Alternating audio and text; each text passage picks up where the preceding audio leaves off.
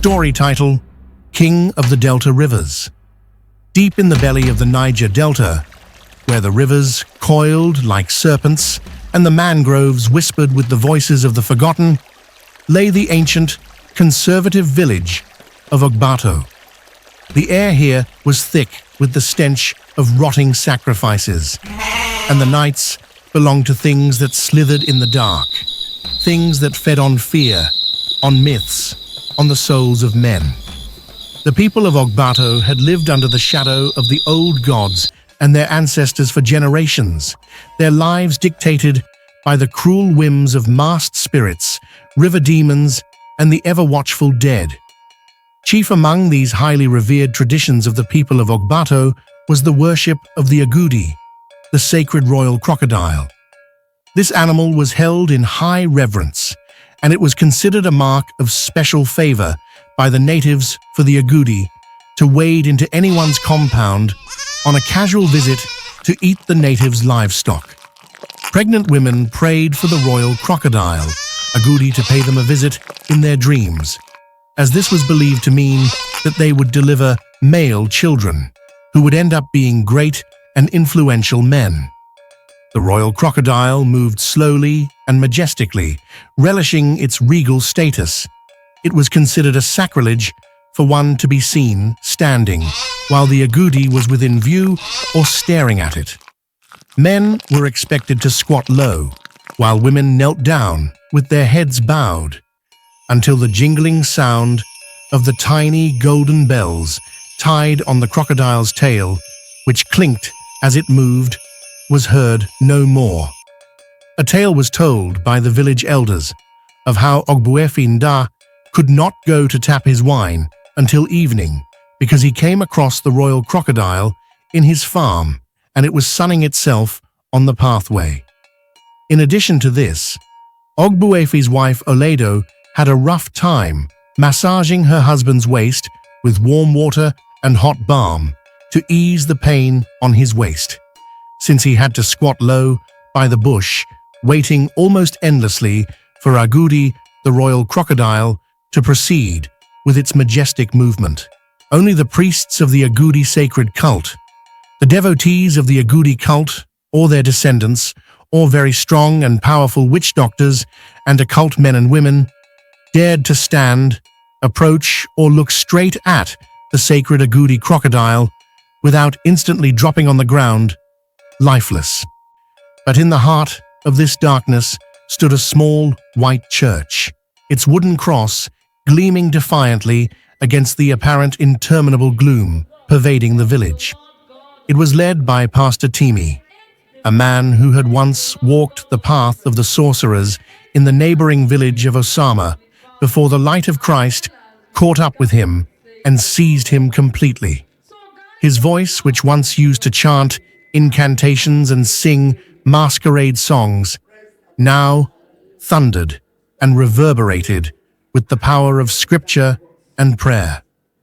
His most devoted follower was Brother Syracuse, a very modest man of royal blood who had turned his back on the ancient traditions, choosing instead the narrow path of righteousness.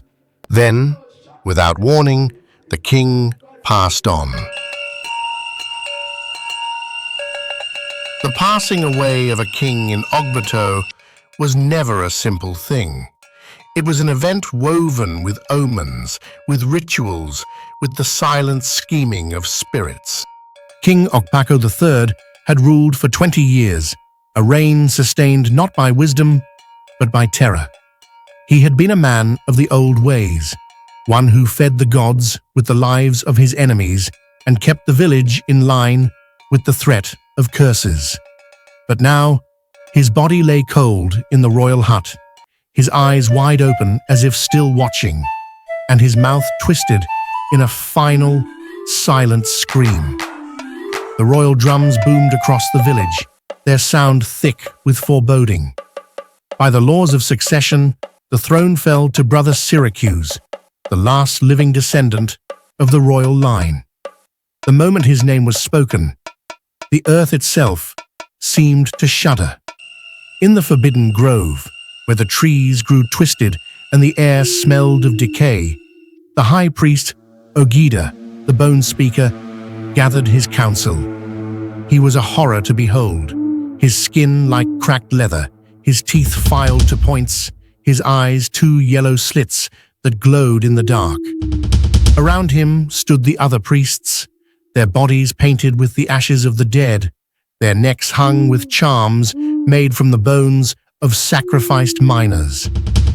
A Christian will never sit on the throne of Ogbato, Ogida hissed, his voice like dry leaves scraping against stone. The gods will not allow it. The ancestors will rise from the earth to stop it. We will drown this village in horror before we let the cross rule over us. That night, the first curse was cast. Brother Syracuse awoke to the sound of something scratching at his door. When he opened it, he found a calabash filled with black water, its surface swirling as if alive. Inside floated a rotting fish, but its eyes were human, and its teeth were arranged in a grotesque smile. His wife screamed, and the church bell rang out in warning. Unknown to many, that same night, the royal crocodile Agudi was invoked by the 12 witch-doctors who were Ogaden's deputies, and the crocodile had gone round the entire 21 compounds that made up Ogbato. Indeed, the war had begun. Ogbato was no ordinary kingdom. Its history was written in gore, its throne a seat of nightmares. 5 kings had ruled before Ogpako, and each had passed away in ways that were anything but natural. King Adaka, the Cursed, had made a pact with the river spirits to secure his reign, but when he failed to sacrifice his firstborn son as promised, the spirits dragged him into the depths, his body washing ashore 3 days later, his flesh eaten away, but his heart still beating. King Akef the Betrayed had tried to resist the priests, to rule with a measure of mercy, but the witches sent a plague of snakes into his hut, and he was found coiled in their embrace, his mouth stuffed with their shed skins. King Ovai the Drowned sought to modernize the kingdom, but the river gods did not approve. He was found floating in the palace well, his body bloated, his lungs filled not with water, but with thick black mud. King Ebi the Silent ruled for only 7 days before the ancestors rejected him. He woke one morning to find his shadow missing, and the royal crocodile had paid him a farewell visit the night before, and by dusk he was gone, his body withered as if drained of all moisture. King Okpako III, the latest to fall, some said his own priests poisoned him when he grew too weak. Others whispered that the gods themselves had grown tired of his cruelty and turned their wrath upon him. Now Brother Syracuse was next in line, and they were expecting him to be a gentleman and turn it down, since he had chosen the ways of the Christians. But to their greatest surprise, he had accepted to wear the crown with the church's backing. And the forces of darkness would not let him take the throne unchallenged. Not all in the village were blind followers of the old ways. 2 elders, Pa Abaku and Ebiye, had grown weary of the terror. Pa Abaku had once been a fierce warrior, but age had softened him, and the demise of his grandson, sacrificed to the river gods in a failed bid for rain, had broken his faith in the traditions. Ebiye, a woman of sharp wit and sharper tongue, had seen too many women like herself accused of witchcraft and drowned in the river for crimes they did not commit. Secretly, they began attending Pastor Timi's midnight prayers, but the Council of Elders discovered their betrayal. One evening, Pa Abaku's shadow refused to follow him, a sign that the ancestors had disowned him. The children mocked him in the streets, throwing stones and calling him traitor. Ebiye's crops withered overnight, her yams turning to blackened husks in her hands. The village turned against them, whispering that they had brought a curse upon themselves, yet they held firm in their resolve. The Juju priests unleashed their full fury. The night of the weeping ancestors came first. Ghosts of past kings rose from the river, their hollow eyes weeping a crimson-colored substance as they marched towards Syracuse's house. The Christians formed a ring of fire, chanting psalms until dawn, their voices drowning out the wails of the dead. Then came the serpent's kiss. A demon-possessed boy, his tongue forked like a viper's, was sent to bite Syracuse. But when the child lunged, he convulsed, foam bubbling from his lips as he screamed, "The fire! The fire!" before collapsing. The sacrifice of the black ram followed. Ogida slit the throat of a black ram, its fur slick with oil, calling upon Evuve, the god of thunder, to strike down the church. But the storm that came instead turned inward. Lightning struck the sacred Iroko tree, splitting it in two, its flames licking at the feet of the priests.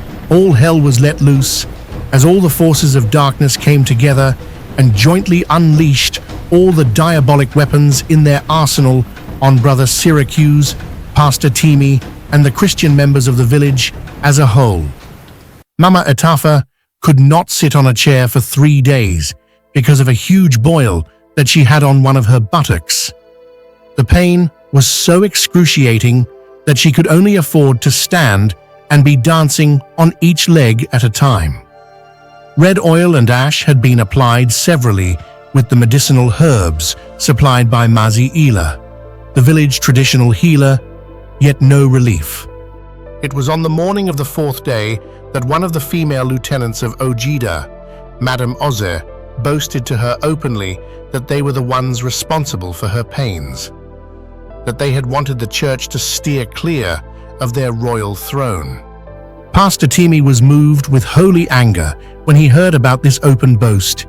He held on to Mama Etafa's 2 hands and with a loud voice commanded the evil boil to go back to where it came from. The next day, Mama Etafa was shocked to discover that she did not feel any pain. On touching the sore spot, she screamed with joy on discovering that the boil had disappeared miraculously. That very day, she met Madame Ozi at the market walking with much difficulty. She could not believe it. When she asked her what happened, Madame Ozi hissed and walked away in pain after calling her a witch.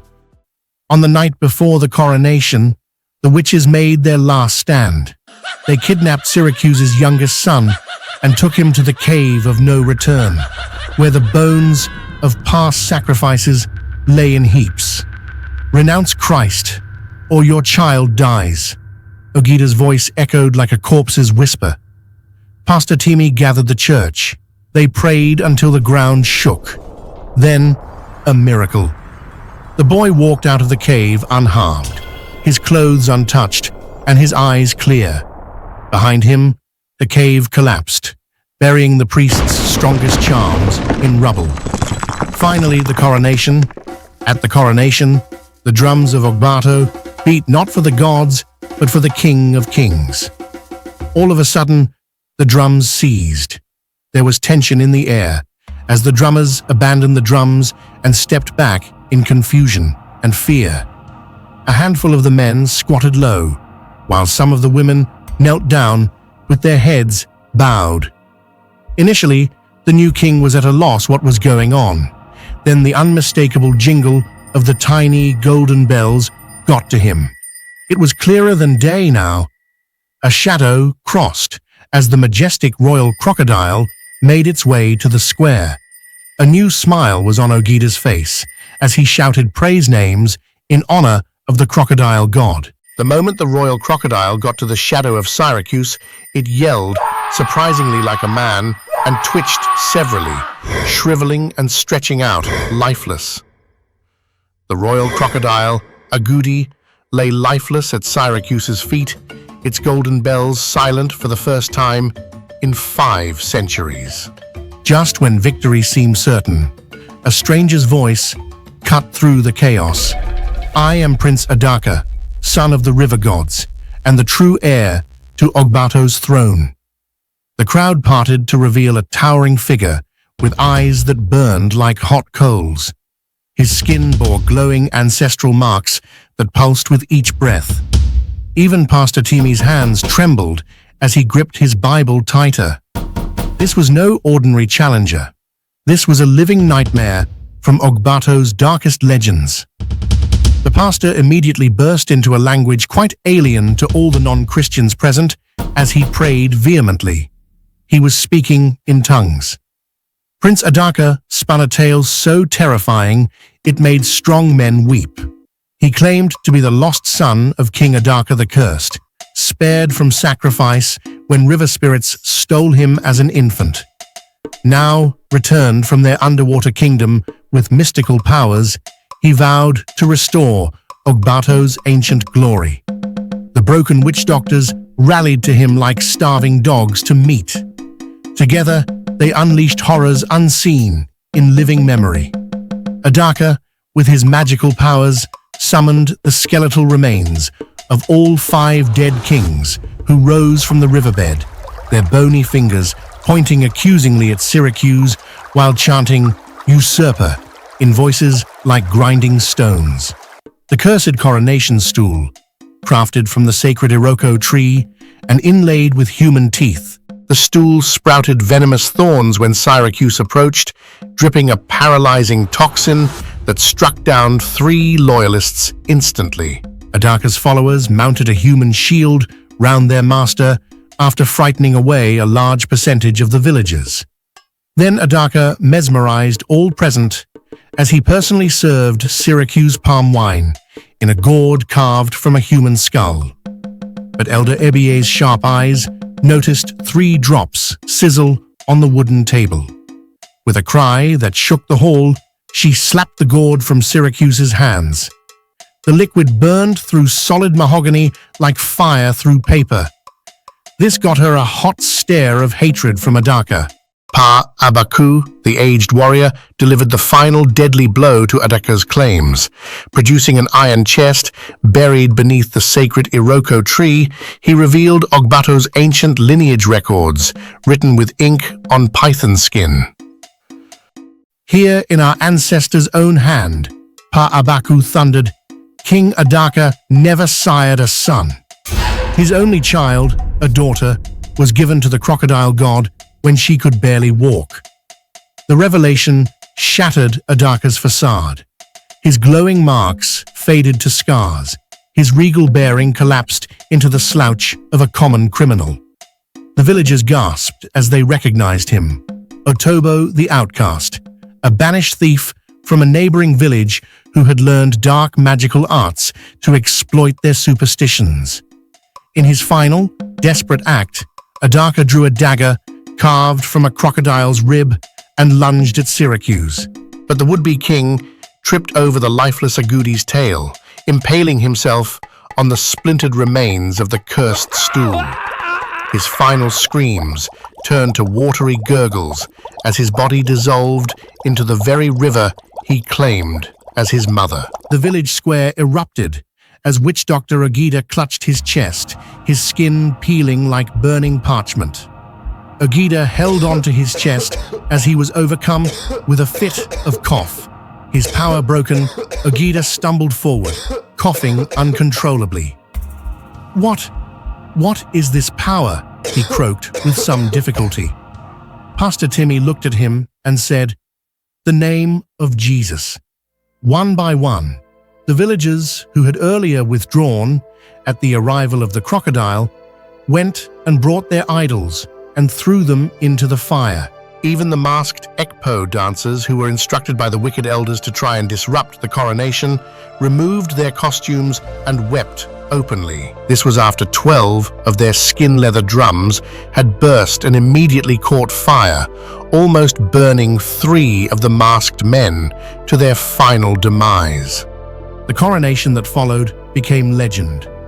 As Pastor Timi placed the crown on Syracuse's head, the perpetual delta gloom broke for the first time in memory. Sunlight danced on the purified river, where children now swam without fear. King Syracuse's reign transformed Ogbato. The cursed crocodile pits became fish farms that fed the entire region. The Witchdoctors' grove transformed into a marketplace where women sold the Delta's best pepper soup. Children once marked for sacrifice now competed for scholarships to the new school. It was indeed a glorious dawn, a dawn unlike any Ogbato had ever seen. The sun rose not with the usual oppressive heat, but with a golden warmth that seemed to kiss the earth, as if heaven itself was smiling upon the village. The river, once black with the weight of centuries of curses, now sparkled under the morning light, its waters clear and pure for the first time in living memory. The children played along its banks without fear, their laughter ringing through the air like a new song of freedom. King Syracuse ruled with a wisdom and righteousness that seemed to breathe new life into the very soil of Ogbato. Gone were the days of arbitrary loss of lives and midnight sacrifices.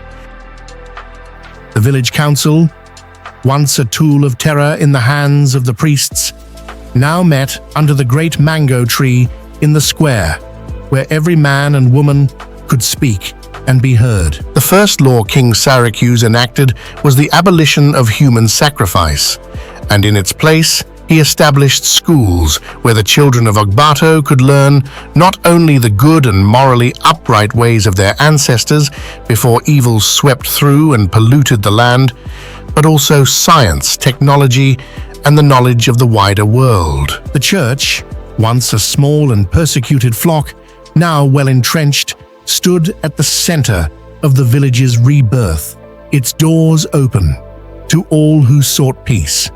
The transformation was not without its challenges. Some of the older generation grumbled about the new ways, whispering that the gods would return with vengeance.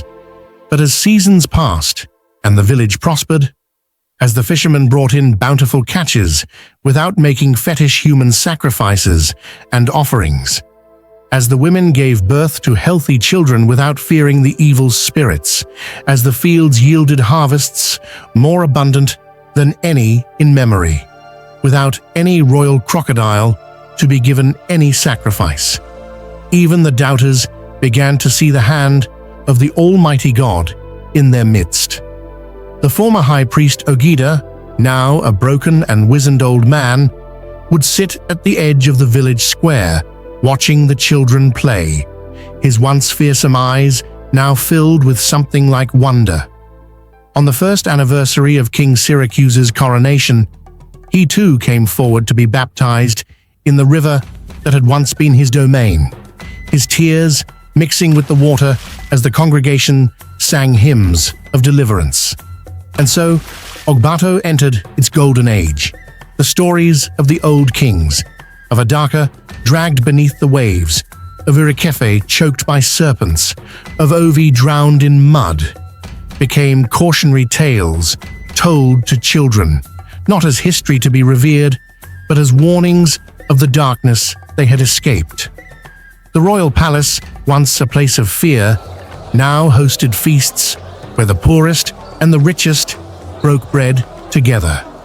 Pastor Timi, his hair now streaked with grey, would often stand with King Syracuse on the palace balcony, looking out over the thriving village and whisper the same words each time.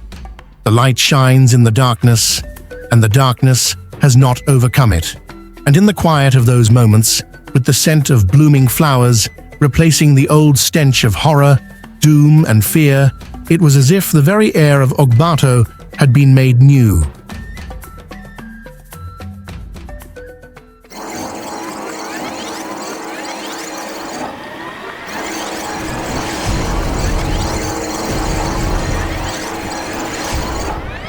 For the light had indeed come, and the darkness, the ancient suffocating darkness that had ruled for generations, could not, would not ever overcome it again.